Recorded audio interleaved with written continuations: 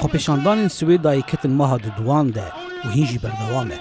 Daxwazên xwepêşandêran yên sereke cîbicîkirina biryara navneteweyî 22/54 e û ketina serokê rejîma Sûriyê Beşar Esed e.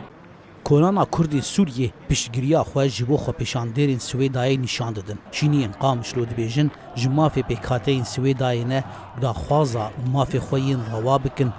يعني تشتكي نورمال يعني جمافي هر مروفك جيانا خو بجي يعني خوارن بخوارن او بيرو باوريوي زمانيوي چانداوي تشتي غورابويجي از هيفيدكم گوجوي دكه استك لشكري ده وتكه استك خراب ده مناك وك باكوري رجلاتي سوري ببي نمونه كيشبو حموق سوري سوريا نحو لا مركزيه سوريا للجميع هم كرد عرب سريان درز بحمه بکاتین خو ویگل کی باش به هبونا جنان د ناوا خۆپێشاندانên Swêdayê de pir aktiv e. Jinên Kurd jî piştgiriya jinên Swêdayê dikin.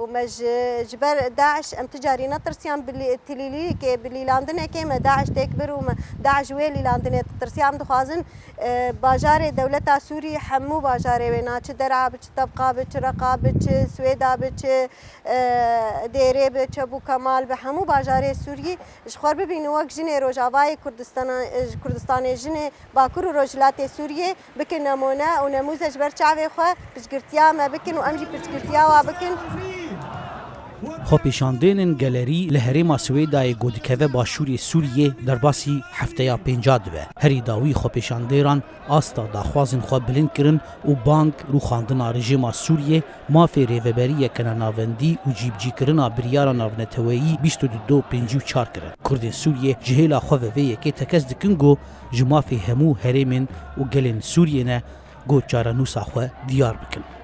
Zana Umer dengê Amerîka Qamişlo.